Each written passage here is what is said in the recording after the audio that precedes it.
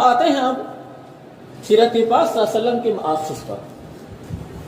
مآخذ جب ہم بولتے ہیں تو لفظ مآخذ بولتے کے ساتھ دو جملے آئیں گے اس کے تحت، مصادر و مراجع. مآخذ سے مراد کیا ہے؟ مصادر و مراجع.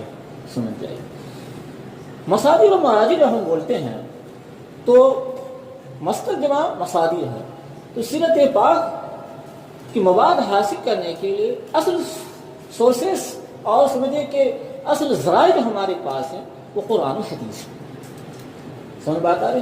قرآن تو راستہ ہے کہ آپ صلی اللہ علیہ وسلم کے حالات و واقعات کو قرآن نے تفصیل سے بیان کیا ہے.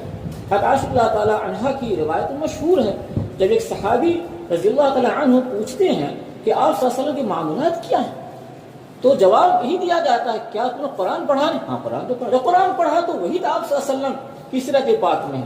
فرق یہ ہے وہ کتاب کے اندر ہے اور آپ صلی اللہ علیہ وسلم کی زندگی کے اندر قرآن کو جاری ساری ہے وہی ہے. آپ صلی اللہ علیہ وسلم کی زندگی میں اس عمل پیرا ہے. تو برہا قرآن مجید نے آپ کے اخلاق کردار کے بارے گواہی دی اور لقد کان لکم رسول اسوۃ حسنہ کہہ کے اشارہ کر دیا. تو قرآن کے اندر بھی اخلاق و عادات اور وغیرہ وغیرہ آپ کو ملیں گے. سمجھ گئے؟ بلکہ بعض مصنفین نے اس روح سے سیرت پاک کتابیں بھی لکھی ہیں، وہ الگ موضوع ہے، جب کتابوں کا تعارف کے موقع ملے گا تو بتاؤں گا انشاءاللہ. تو بہرحال تو پہلا جو ہے مصدر یعنی راست جہاں مواد ملے بلا واسطہ وہ قرآن مجید ہے اور پھر حدیث پاک ہے.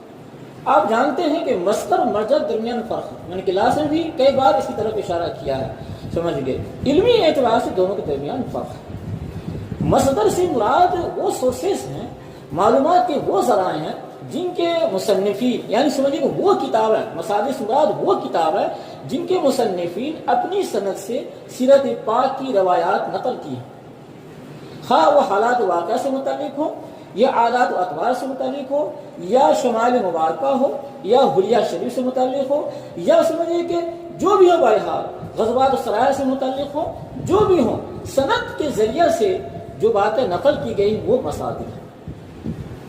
اب صحیح ستہ ہے آپ کے سامنے ہے، مستدرک حاکم ہے، صحیح ابن خزیمہ ہے، صحیح ابن حبان ہے، منتقى ابن جارود ہے. اسی طرح سے محمد بن اسحاق کی جو کتاب ہے السیرۃ النبویہ جس کا نام کتاب المغازی بھی ہے، اصل کتاب بھی چھپی ہوئی ہے. تو اس کتاب کے اندر بھی آپ کو سند کے ذریعے سے واقعات نقل کیے گئے ہیں. علامہ ہشام نے سند کو حذف کر دیا، اسی تلخیص کر دی ابن ہشام کے اندر، یعنی سند کو انہوں نے حذف کر دیا. ورنہ کیا محمد بن اسحاق نے سند کے ساتھ واقعات نقل کیے ہیں. اسی طرح موسیٰ بن عقبہ کی کتاب کے اندر بھی سند کے ذریعے سے واقعات نقل کیے گئے ہیں. اور بعد کے دور میں جو علم الاثر جو کتاب ہے یعنی سیرت پاک کے اندر مشہور کتاب ہے، انہوں نے بھی واقعات کو سند کے ذریعے سے نقل کیے ہیں. امام بیہقی کی جو کتاب ہے دلائل النبوہ کتاب ہے، انہوں نے اس کتاب کے اندر سند کے ذریعے سے نقل کیے ہیں. امام ترمذی علیہ رحمہ کی کتاب جو ہے شمائل ترمذی جس کو ہم بولتے ہیں السیرۃ النبویہ والخصائص المصطفیہ، جو امام ترمذی کی یہ کتاب ہے الشمائل النبویہ والخصائص المصطفیہ، اس کے اندر بھی جو بھی نقل کیا انہوں نے سند کے ذریعے سے نقل کیا. تو جن کتابوں کے اندر سند کے ذریعے سے واقعات نقل کیے گئے ہوں یا حالات زندگی بیان کیے گئے ہوں یا عادات و اطوار کچھ بھی بیان کیے وہ مصادر شمار ہوں گے. رسم آ گئی. نمبر 2 مراجع.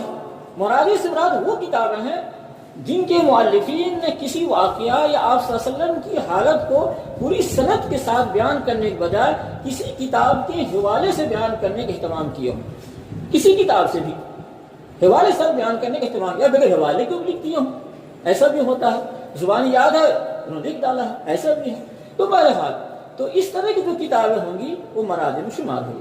جیسے سیرت ابن ہشام ہے، اس کی شرح روض العنف ہے، علامہ سہیلی کی کتاب ہے. اسی طرح سے سیرت حلویہ ہے جو آپ کی دارالمطالعہ میں کتاب موجود ہے، علی بن برہان الدین حلوی کی کتاب ہے. اسی طرح سے الخصائل الکبریٰ حافظ جلال الدین سیوطی کی کتاب ہے، یہ بھی مرجع میں شمار ہوتی ہے. اور اسی طرح سے قاضی ایاز کی کتاب جو ہے الشفاء بتعریف حقوق المصطفیٰ، بڑی اہم کتاب ہے. خود قاضی ایاز ایک مشہور شارح حدیث ہیں، مالکی گو کے ہیں، کتاب بڑی اہم ہے. اسی طرح سے حافظ کثیر کی کتاب جو السیرۃ النبویہ ہے، سمجھ گئے. اسی طرح مواہب اللدنیہ ہے، سمجھ جائیے. یہ ساری کتابیں مراجع میں شمار ہوئی. اسی طرح دوسری زبانوں میں سیرت پاک کو جو بھی کتابیں لکھی گئی ہیں وہ سب کے سب کے کتاب مراجع میں شمار ہوگی. اگر ہم لکھ رہے ہیں ان کتابوں کے مدد سے تو کیا کہ مرجع ہے وہ، اور اگر اوپر اٹھتا رہے ہیں تو ظاہر سی بات ہے مصادر سے استفادہ کریں. وہ تو لکھنے والے کے اوپر ہے، لکھنے والے کے اوپر ہے کہ اس کی سطح کیا ہے. اگر وہ عالم دین ہے تو ظاہر سی بات اوپر اٹھ کے لکھ سکتا ہے، ان کتابوں سے استفادہ کر سکتا ہے.